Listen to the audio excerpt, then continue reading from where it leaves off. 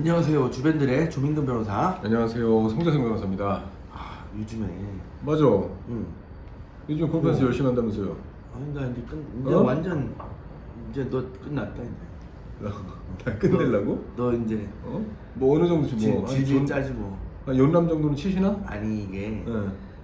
그 칠 때 클럽 헤드 무게로 공을 친다. 이런 느낌이 필요해요. 헤드 무게로 네. 공을 친다는 느낌. 네. 어허. 내 그 느낌을 느끼고 있어. 골프 레슨까지 해주시네. 그래가지고 우리 우리 선생님이 네네. 이진구 프로님이라고. 이진구. 네, 이진구 프로님. 보고 네, 계시나요? 네. 이진구 프로님 되게 잘 가르쳐요. 어허. 좀 약간 색다른데 네. 어쨌든 네. 배우실만 할 거예요. 아 그래요? 네. 어. 그래가지고 79타를 보장해 줄 수 있어요. 아니 뭐 필드 나가시면은 타수 못 세시잖아요. 이제 곧 세게 낼 거예요. 얼마 안 남았어요. 그래요? 몇 개인지 셀 날이. 목표 개수. 79타.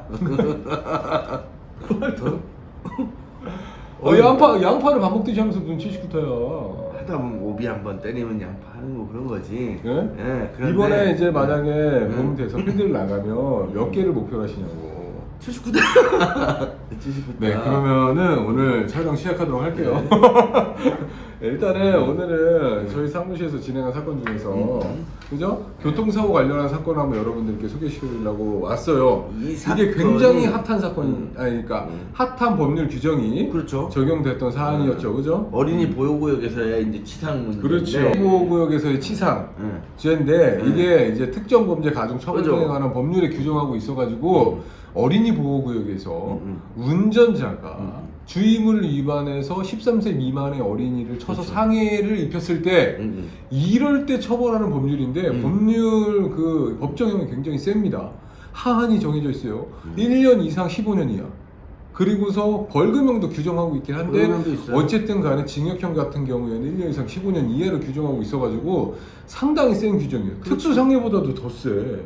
고의로 망치를 들고 사람을 때리는 것보다 더 세. 이게 왜 세냐면 법률 규정이 세려고 작정하고 만든 법이라서 세요. 그러니까요. 안타까운 건데 세려고 작정하고 만든 법이에요. 예. 그러니까 쉽게 말하면 다른 범죄와의 처벌 형량에 균형이나 이런 건 중요하지 않아. 그러니까. 이것만 독자적으로 딱 세게 처벌해. 이렇게 해서 만든 법이야. 그러니까. 아니 맞잖아. 그러니까 사람들이 이렇게 맞는 건 맞는 거야. 맞죠? 맞는 건 맞는 거잖아요. 맞아, 그건 맞아. 뭐 틀린 건 아닌데. 아니 그 이런 맞을래? 거를 가지고 이런 거를 가지고 맞다고! 사실 맞고 싶어? 이제 교통사고 처리 특례법상 이제 교통사고로 사람을 쳐서 상해를 입혔을 때 법정이 어떻게 되죠? 교통사고로 사람을 쳐서 상해 입히면 어차피 이제 교통사고 처리특례법 위반이기 때문에 네네. 상해 입혔을 때 5년 이하의 징역, 그 다음에 5년 이하의 벌금이잖아요? 5년 이하의 벌금을 5년 동안 내요? 어? 아 그럼 2천만 원 이하의 2천만 원 이하의 금고겠네?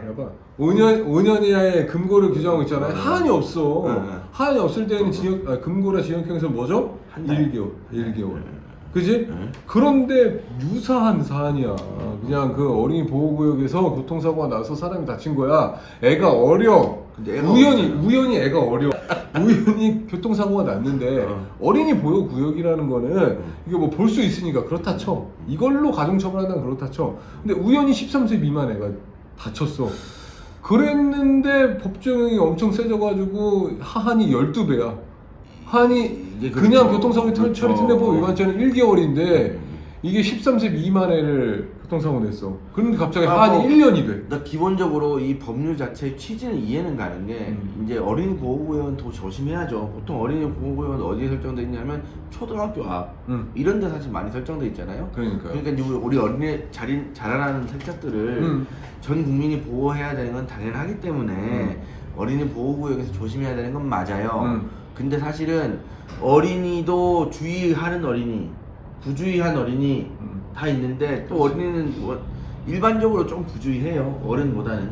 그러다 보니까 그 어린이 보호구역에서 13세 미만의 어린이를 쳐야지 이게 적용이 된단 말이야. 그럼 사실은 이게 어린이 보호구역이 아닌 데서 13세 미만을 칠 수도 있고 그다음에 어린이 보호구역에서 13세하고 상관없는 어른을 칠 수도 있는데 이게 어린이 보호구역이냐 그 다음에 13세냐 이런 내가 결정할 수 없는 것들을 두고 형량이 이렇게까지 많이 올라가는 게 그러니까요. 과연 이게 합리성이 혓바닥이 있느냐. 길어. 뭐 얘기한 거 다시 또. 아니, 얘기하고. 적당히 이렇게 자르면 되니까. 어쨌든 약간 여기서 조금 구체적인 현실성을 가미하자면은 피해자가 그러면 13세 있을 때, 13세였을 때 난감하지. 13세는 12세에 비해서 월등히 애가 뭐 갑자기 각성을 해가지고 어른이 됐나? 주의 의무가 굉장히 이제 높아져가지고 뭐 교통사고를 예방할 방지할 수 있을 만한 이제 나이가 된 건가? 근데 뭐 법이 다 그렇죠. 그렇게 따지면. 아니 우리 미성년자 의제가 아니 그러니까 미성년자 의제 어. 강간이나 그런 거에 법률의 어. 좀 위헌성이나 문제점을 지적할 때 항상 얘기하는 거잖아. 그렇죠. 이 법률도 똑같이 그 문제점을 가지고 있다는 말씀 드리는 거고, 어째 구체적인 사안을 들여다보면 이 사안 같은 경우에는 이 어린이 보호구에서 우회전을 하는 사안이었어. 우회전을 하는데 자전거를 탄 어린이가 반대쪽에서 이제 그 반대쪽 차선에서는 차가 쭉 늘어서 있었어. 막히고 있었고. 막히고 있었어. 1차선이었고 거기서 툭 튀어나와가지고 끽 섰네. 근데 우리 의뢰인께서 기억하기로는 부딪히진 않았어. 근데 어린이가 놀랐겠지? 놀라서 자빠진 거죠. 넘어지지도 않았어. 깜짝 놀래가지고 옆으로 끽 해서 쓴 것으로 봤어요. 희한하게 블랙박스랑 CCTV는 없어. 블랙박스도 그게 안 잡혀 있어. 안 잡혔어. 옆에 있으니까. 그래가지고 끽 해서 섰어. 괜찮니? 괜찮대. 그러면서 뭐 어디 바쁘게 갈 일이 있었는지, 아니 물론 어린이가 당황했겠지. 그러면서 자전거를 쌩 하고 괜찮아 하면서 도망갔어. 그 사안이에요. 그랬는데 처음에 이제 부모가 어린이의 부모가 아이로부터 이제 이야기를 듣고 뺑소니로 고소를 한 사안이었어요. 아니 도주차량 운전죄 1년 이상이잖아요. 네. 그죠? 그것도 엄청나게 형이 세요. 그렇기 때문에 그거 도주차량 운전죄로 달달달달 떨면서 어린이 왔어. 사실 사고 자체는 별거 아닌데. 그런데 그 아이랑 그 아이의 부모가 주장하는 거는 자전거를 쳐서 애가 넘어졌다. 애가 병원에 가서 심각한 지금 치료를 받고 있다. 라는 거였어요. 이건 좀 심하다. 나 이제 이 얘기 들으니까 이런 생각이 나네요. 제가 중학교 1학년 때 횡단보도를 지나가다가 나는 이제 차가 여기 있고 난 차가 여기 있어요. 횡단보도 차의 뒤로 지나갔어. 근데 이 차 갑자기 내가 가는데 후진 나네? 그래가지고 날 박았어. 진짜 자전거가 찌그러졌어요. 이 양반도 날 못 봤겠지. 나는 횡단보도를 가는데 차가 여기 앞에 있다고 뒤로 오는 거야. 아마 이제 누가 뭐 지나가니까 이게 왔나봐. 공교롭게도 저랑 완전 정면으로 바퀴가 거의 기어 들어갔어. 나 이 사람 보낼 수 있었는데. 그랬는데 다 그냥 뭐 자전거 이렇게 고쳐주고 그분이 그럼 괜찮니? 뭐 이렇게 하고 괜찮아요. 그리고 피자 한번 사주더라고. 나중에 따로 연락해가지고. 계속 연락을 했구나. 연락은 했어요. 그런데 착한 사람이지. 착한 사람인데 뭐 착하고 말고 그런 게 어딨어요. 보내려고 작정하면 보내는 거지. 그런가? 보낼 수 있다는 얘기잖아요. 아니 요즘에 이게 너무 많아. 사실 우리는 그때는 이게 범죄라고 생각도 안 했고. 맞아. 나도 너무. 근데 나는 너무 이 도주차량 운전죄를 어. 초등학교 4학년 때 범죄임을 정확히 알고 그 범죄 경험을 했어요, 실제로. 그래서 피해자였어. 나는 도주차량 운전죄에 대해서 초등학교 4학년 때부터 이미 다 깨우치고 알고 있었어. 왜 그랬냐? 법이 많이 바뀌었는데. 아니 좀 똑같아요. 그럼 도주차량 운전죄는 똑같아. 넌 특가법의 연령을 다 알겠네? 그럼요. 초등학교 4학년 때 지금까지 어떻게 바뀌는지 다 알고 있는 게 그 이유가 뭐냐면은 횡단보도에서 제가 인라인 스케이트를 타고 이렇게 가고 있었어. 그런데 초록색 불이면 차가 멈춰야 되잖아. 근데 한 차가 쭉 와가지고 그 횡단보도 앞에 딱 멈췄어. 그러면서 내가 옆 문짝을 탁 받은 거지. 나는 초록색에 가고 있었는데. 그쪽에서 신호를 위반했구나. 탁 받았어. 그러면서 괜찮냐고 물어봐서 나는 이제 문짝에 콩 부딪혔으니까 크게 다치지는 않았지. 깜짝 놀랐지만은 괜찮다고 했지. 그냥 갔어. 그런데 나 뒤에서 횡단보도를 따라서 이제 보행을 하던 어떤 그 한 대학생 정도 돼 보이는 그 이모가 그 여성분께서 괜찮냐고 하면서 차량 번호를 나한테 더 적어줬어. 그리고서 내 그 집 전화번호까지 받아가셨어. 그 누나가? 그 누나가 어린이가 놀라서 깜짝 놀라면 집에서 얘기를 안 할까봐 그것까지 받아가신 거야. 그래서 나는 이제 막 뭐 놀고 있었지. 어린이가 뭐 이게 유연한데 얼마나 다쳤겠어. 근데 집에서 전화까지 왔어. 집에. 그 누나가 교통사고가 났었다. 그 누나가 착한 누나예요? 아니면 뭔가 흑막이 있는 그래 났었다. 아이가 괜찮은지 한번 살펴봐라. 근데 부모님은 내가 중간에서 협의해주겠다 뭐 이런 거 아니야? 그래서 부모님과 같이 이제 병원에 가서 혹시 모르니까 여러 가지 검사를 받으면서 입원을 하고 그 차량 신고를 해가지고 잡았어요. 도주 차량 운전죄로. 근데 그 차도 제가 실제로 초등학교 4학년 때 경험을 아니 근데 그 차도 뭐 괜찮다고 하고 갔다며. 형, 나쁜 사람은 또 아니네. 괜찮아 하고 간 거지. 근데 우리가 전형적으로 알고 있는 그 리딩 케이스예요. 어린이가 교통사고 났는데 그렇지. 괜찮아 하고 그렇지. 연락처도 안 주고 가면 뺑소니가 맞습니다. 그렇지. 여러분, 이건 뭐 빼박이에요. 그렇죠. 초등학교 4학년 때 이게 빼박이구나라는 걸 저는 알고 있었어요. 무슨 말인지 알겠지? 그래서 어떻게 됐어요? 그래서 이제 뭐 병원 찾아오고 뭐 죄송하다고 하고. 근데 저희 부모님도 굉장히 합리적이고 뭐랄까 아기가 있으신 분들은 아니었기 때문에 합리적인 뭐 그래서 뭐한 특별한 큰 합의금 없이 합의를 해줬어요. 왜냐면 애가 다치지 않은 걸 확인했기 때문에 병원에서. 그때는 진짜 그랬는데. 맞아요. 옛날에는 다 넘어갔는데. 맞습니다.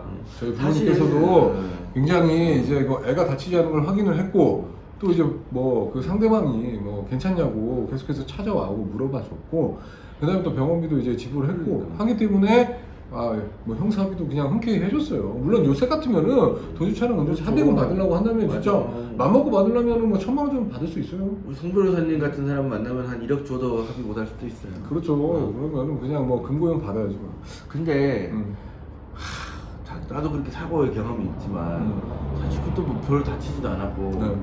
놀래긴 했어요. 그렇지. 놀래긴 했는데 근데 뭐 그냥 그런 넘어갔거든. 내가 기분이 나빴던 건 그거였어. 내 자전거가 뒤에가 이제 그 뒷좌석이 없어요. 우리 자전거 타는 것만 있는 거지. 네. 근데 뒤에가 이제 이렇게 그러니까 물막이라 그래가지고 그게 있잖아 뒤에. 되게 재미없으면은 짜증난다. 근데 나는 그게 원래 내 자전거 노란색이었거든. 근데 그 아저씨들이 자기들이 막 고쳐준다고 해가지고 가져가서 고쳤는데 자전거방을 가서 고쳤어. 근데 보라색을 갖고 온 거야. 아니 내 건 노란색인데 깔맞춤이 안 됐구나. 깔맞춤이 안 된 거지. 정말 아니 센스가 이거를 없네. 게다가 근데 그게 그 고치는 용품이 보라색밖에 없었나 보다. 아니에요. 이게 중요한 거는 내 자전거는 코렉스였는데 그 아저씨는 삼천리 자전거가 좋은 거야. 이거 안 되잖아. 그 또 브랜드도 안 맞았고. 아이 이거 문제가 있는데 뭐라고 말하지 이거. 되게 성숙했는데요. 그런 그런- 거 다 따지면서 그때. 그런 고민을 했습니다. 초등학교 몇 학년 때? 중학교 1학년. 중학교 1학년. 중학교 1학년. 중학교 1학년 때는 좀 따질만 하죠. 중학교 1학년 때 이제 내가 그 자전거를 타고 중학교에 다녔는데 가고 있는데 이제 갑자기 그런 일이 생긴 거예요. 그렇구나. 재미없는 얘기 이만 줄이고. 어쨌든 간에 저희 의뢰인께서는 뺑소니로 혐의점을 받고 왔는데 저희는 주구장창 안 부딪혔다, 몰랐다, 도망간 거 아니고 그 갑자기 학생이 그냥 자전거를 타고 도망간 거다. 뭘 어떻게 하냐.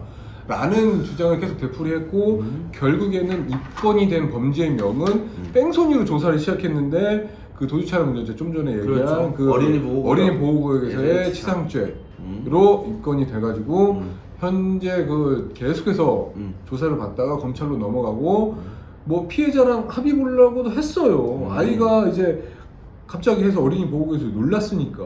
그런데 이미 빈정이 많이 사는 그렇지. 상황에서 합의는 뭐 많이 용언했고 줘야겠지. 굉장히 용언했고 굉장히 아이의 부모도 모르겠어요.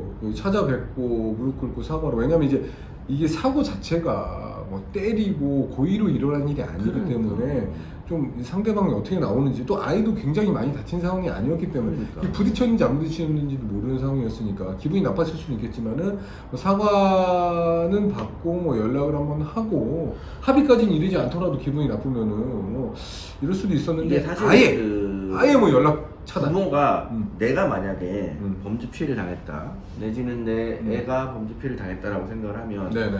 부모가 가해자하고 합의를 하지 못하는 그러니까 부모가 가해자를 만나지 못하는 가장 큰 이유 중에 하나는 저는 그렇게 생각을 합니다. 요즘 세상이 많이 흉흉하고 사람이 사람을 못 믿는 세상이다 보니 저 사람하고 개인적으로 부딪히면 저 사람이 어떤 사람인지 모르기 때문에 우리에게 어떤 감정을 가질지 어떤 보복을 할지 이런 것들에 대해서 보증이 없기 때문에 일단은 피해자 입장에서도 그 사람 만나고 싶지 않은 거예요. 괜히 아니 근데 우리는 이미 변호인이 선임된 사건에서 그러니까 진행을 내 하잖아. 말은 그러니 제 끝까지 들어오셔야지. 아 그래요? 응. 오늘 되게 호흡이 길으셔가지고 그래서 끝까지 듣기 힘드네. 이렇게 이제 사람이 사람을 모르니까 그 사람 믿기 힘든 상황에서 그러면 그 사람을 보증해 줄 수 있는 사람, 그다음에 그 사람의 경력이 어떻게 되는지 이런 것들을 나는 보여주고 이 사람 이런 사람인데 원하지 않으시면 변호인이 전적으로 연락 없이 다 하겠다 이렇게 하고 그런 저는 사람에 대해서 일단 안심을 주면 그래서 우리가 안심이잖아. 안심을 주면 제가 생각할 때는 합의하기 훨씬 좋아질 텐데 라는 생각이 들어요. 야, 이미 그렇게 했어요. 그러니까. 우리가 진행할 때는. 근데 이제 이미 피해자 부모님께서는 삐또가 나가가지고 뭐 변호인의 연락처를 전달받는 것도 싫어했고 그냥 다 연락처는 피해자 잘 만나야 됐고 돼. 사과문이라도 전달하고 싶다. 왜냐면은 이제 깜짝 놀랐으니까 사과라도 해서 그것도 시작하려고 그랬는데 아예 뭐 연락이 차단돼가지고 뭐 의사소통의 의지가 전혀 없어서 차라리 합의는 물 건너 간 상황이었어요. 효율적으로 뭐 금액을 더 부르시던가 그래도 되는데. 금액을 부르고 싶었는데 이미 금액을 부르는 단계가 아니었어. 그러니까. 그러니까 연락이 돼야 금액을 피해자 부르지. 입장이라면 연락이 되지도 않았는데 금액을 부르잖아. 그러면 그 순간부터 합의는 안 되죠. 그냥 아예 날라갑니다. 그렇죠. 그렇기 때문에 합의금을 섣부르게 부르시면 안 돼요. 그럼요. 당연하죠. 절대로 관계가 조금 이제 어느 정도 호전이 됐을 때 그렇죠. 조심스럽게 합의금 얘기하죠. 처음부터 합의금 얘기하는 순간 그렇죠. 골로 갑니다. 피해자 입장에서도 너무 이렇게 접촉 안 하기보다는 합의금 좀 더 받으면 되잖아. 어쨌든 그랬어요. 그렇기 때문에 뭐 검찰청까지 합의는 힘들었고 어제 정상관계 자료를 잘 제출하면서 뭐 정상관계 자료를 제출을 많이 하지는 않았어. 왜 그러냐면 우리는 이미 무죄를 주장하고 위험을 있으니까. 다투니까. 다 부딪히지 않았다, 그렇죠. 다치지 않았다를 주장하고 있었기 때문에 그래서 검찰청에서도 고민이 많았을 것으로 생각이 들어요. 저는 그래서 검찰이 이런저런 고민 끝에 가장 내놓을 수 있는 중재점을 내놓았다고 생각을 하는 게 약식 명령인데 검찰이 약식 명령을 발령해 달라라고 법원에 청구를 한 상태고 그저께 됐기 때문에 우리가 지금 아직 금액을 검찰청에 모른다. 연락을 해서 금액을 파악하고 있고 약식 명령 청구도 이제 그 공소장이 있기 때문에 그렇죠. 그 공소장을 지금 파악하고 있어요. 검찰- 확보하고 있어요. 검찰 말이 안 입장에서는 나온다. 이거를 정식재판으로 회부를 했을 때 네. 사실 애가 다쳤는지 그 다음에 뭐 제한속도를 위반했는지 이런 것들에 대한 그 입증이 좀 부족할 거라고 생각을 해서 무죄가 나올 수 있으니 이걸 정식 기소하기는 어렵겠다 그렇죠. 라고 생각을 했을 거고 그렇죠. 그 다음에 이제 피해자 부모는 사실 길게 날뛰고 있을 거 아니에요 당연히 그러니까 이제 이거를 기소유예할 수도 없어 그치? 근데 기소- 검찰이 봤을 때도 사실 사고 자체가 뭐 누구 사람이 되게 크게 다칠 만한 사건은 그렇죠. 아니거든. 만약에 누군가가 크게 다칠 만한 사건일 가능성이 있다라고 하면 정식으로 할 수밖에 없지. 그렇겠죠. 그런데 다쳤는지도 분명하지 않고 그러니까 이제 무죄가 나올 수 있으니 정식으로 못 가겠고 피해자가 날뛰니까 기소에는 못 하겠고 무혐의를 하자니 요즘에 세간의 관심이 이제 두려운 거야. 그렇지. 이거 무혐의 났다 이러면 검찰이 일을 하는 거냐? 그렇지. 이럴 수 있으니까 이거저거 고민하다가 그러면 약식으로 하면 유죄도 인정되는데 너 그냥 벌금 얼마 내는 걸로 좀 보자 약간 이런 느낌이니까 굳이 우리도 뭐 적재받자고 할까 이 생각에 약식으로 하는 것 같아요. 여기서도 중요한 한 가지는 뭐냐면 교통사고에 있어서는 이제 조금 약간 뭐 종합예술이다라고까지는 뭐 말하기는 어렵지만은 한예종 나오셨어요? 여러 가지 것들을 신경 써야 되는 게 뭐냐면 보험사가 보험 처리를 하는지도 신경을 많이 써야 돼요. 그렇죠. 왜 그러냐면은 피해자의 감정을 누그러뜨리는 것도 그렇고 내가 형을 받는 데도 있어서 보험사가 보험 처리를 끝내서 완료를 했다 라고 한다면은 검찰이 좀 경한 처분하게 되게 조금 부담이 없거든. 왜냐면 피해자가 해당됐으니까. 그치 위자료, 적극손해, 소부손해까지 다 이제 회복이 돼가지고 보험 처리가 완료됐습니다라고 한다면은 맞죠. 아무래도 검사도 조금 홀가분한 상황이 되고 그렇기 때문에 이 사건도 저희가 보험사를 굉장히 푸시해가지고 빨리 보험 처리 완료해줘라 뭐 보험 처리 할 만한 거 있으면 다 해주고 라고 해가지고 피해자한테 보험 처리가 완료가 된 상황이었어요. 판사 입장에서도 혐의가 인정이 돼야지 약식명령을 발령하는데 이거는 사실은 진짜 검찰이 증거가 명확하지 않아서 약식명령으로 갔다고 하면 재판장이 봤을 때는 이거 가지고 약식명령 어떻게 때리라는 거야 라고 할 수 있는데 약식계의 재판장님은 약식명령을 그대로 발령하거나 뭐 금액을 조정할 수 있죠, 그죠? 아니면 정식재판 회부를 해야지 이게 기록에서 유죄 입증이 안 됐다고 해서 무죄를 바로 선고할 수가 없잖아요. 그렇기 때문에 결국은 금액을 그대로 하거나 조절을 해서 약식명령을 발령하거나 혹은 정식 재판으로 회부하거나 그 중에 권한밖에 없단 말이야. 근데 재판장의 입장에서는 무죄가 것 같다. 나 이거 무죄 같은데? 라고 해서 회부할 수도 있어요, 직권으로. 그게 이제 법리적인 100% 법리적인 부분이라 한다면 약간 사회 비용적인 측면에 있어가지고 이게 정식 재판으로 회부된다면은 그 변호사 비용 그리고 증인 신문까지 진행이 돼야 되기 때문에 그 관련된 검사와 판사, 실무관, 그 사무관까지의 사회적 비용을 생각하면 솔직히 말해서 몇 천만 원 됩니다. 그러면 자 이렇게 생각할 수 있어. 아니 맞아, 이건 맞아. 물어보는 거야. 이거 맞지? 맞아. 맞지? 맞아. 맞지? 그 길 진행해야 되고 한 두세 번만 해서 판결 선고하면은 근데 저 사람 변호사 무죄인데? 비용까지 해서 이제 몇 천만 원 된다. 저 사람 무죄인데? 그런데 만약에 판사 입장에서 이렇게 생각할 수도 있지. 무죄라고 정말적으로 생각하고 이게 무죄가 맞다고 한다면 정식 재판 하겠지라고 하고 약식 명령을 받을 수도 있다. 라는 거 사회적 비용까지 고려한다면. 물론 이제 이건 여러 가지 다각도로 한번 우리 안심은 그냥 법리적인 것만 딱 따져가지고 생각하지 않으니까 여러 가지 이제 사회적 비용까지 고려한다면은 판사가 약식 명령을 그냥 바라는 것도 나쁘지 않은 선택이지 않을까라는 생각이 드는데 또 반면에 법리적인 거를 중요하게 생각한다면은 형사적인 거는 무죄는 진짜 엄중하게 재형 법정주의에 따라서 따져야 되니까 이거 무죄다 하면 판사가 정식 재판으로 회부할 수도 있겠다라는 이런 것도 생각해 볼 수 있을 것 같아. 네. 그러니까 예를 들어서 판사도 이것저것 고려해 볼 거 아니에요.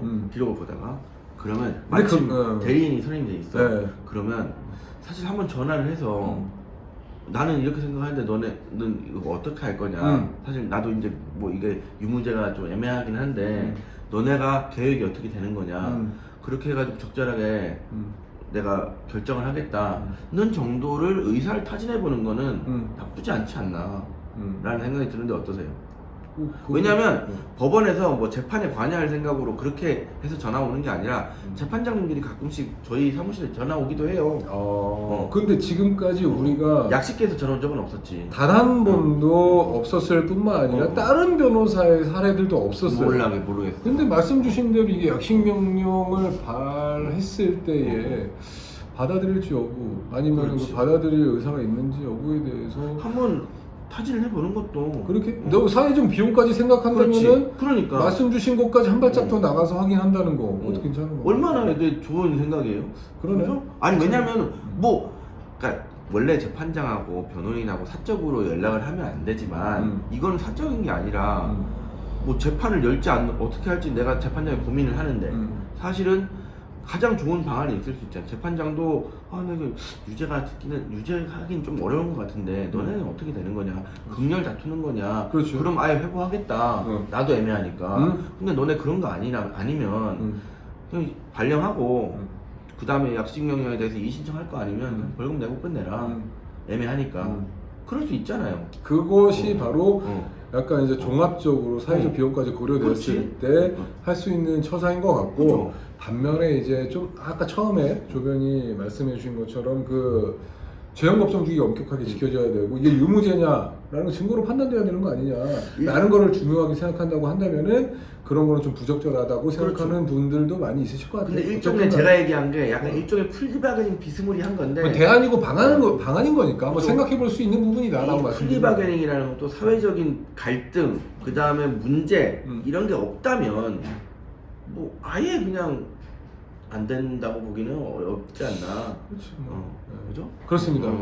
네. 어쨌든 너무 간에 너무 저희 그가 맡았던 그 어린이 보호 구역 치상 사건 같은 경우에는 결과적으로 약식 명령을 검사가 청구한 걸로 수사 단계는 종결이 됐고 이제 공판 단계 약식 명령을 판사가 진짜 발령을 할지 아니면은 말씀 주신 대로 무죄 가능성이 있기 때문에 정치재판을 뭐 회부할지 여부에 대해서 이제 판사님의 이제 결정으로 남은 상황이라는 거 말씀드리면서 촬영을 여기까지 하도록 하겠습니다. 구독과 좋아요 눌러주세요.